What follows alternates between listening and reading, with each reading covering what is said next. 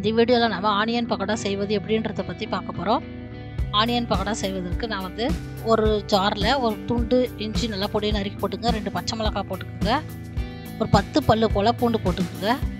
நம்ம இதை வந்து மிக்ஸி ஜாரில் 1 பாதியமாக அரைச்சி எடுத்துக்கலாம். ரொம்ப நைஸாக அரைக்காதீங்க.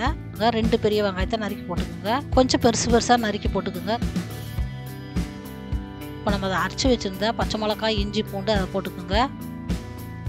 1 ஸ்பூன் சோம்பு போட்டுக்கோங்க. அது கூட பெருங்காயம் 1/2 ஸ்பூன் போட்டுக்கோங்க.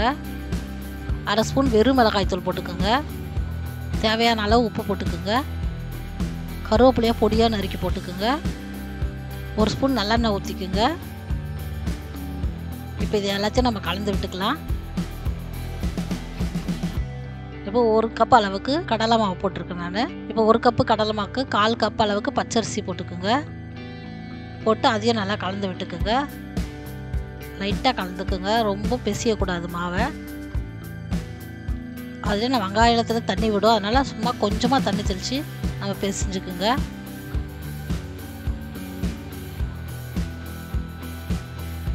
இந்த அளவுக்கு வர மாதிரி தண்ணி தெளித்து பிசைஞ்சு எடுத்துக்கலாம். இந்த அளவுக்கு தண்ணி தெளித்து பிசைஞ்சு எடுத்துக்கோங்க. இப்போ நம்ம எண்ணெயை காய வச்சு அதில் போட்டுக்கலாம். எண்ணெயை காய வச்சு கையில் இது மாதிரி உதிரியாக பண்ணி போடுங்க. நீங்கள் அப்படியே போட்டிங்கன்னா ஒரு மாதிரி கட்டியாக வரும். இது மாதிரி நீங்கள் உதிரியாக போட்டிங்கன்னா உங்களுக்கு ஆனியன் பக்கோடா நல்லா வரும். இந்த அளவுக்கு ப்ரௌன் கலர் வந்தோடனே நம்ம எடுத்துக்கலாம். எல்லாத்தையும் பொரிச்சு எடுத்துகிட்டு லாஸ்ட்டில் கொஞ்சம் கருவேப்பிலையை அதே எண்ணெயில் பொரிச்சு எடுத்துக்கோங்க.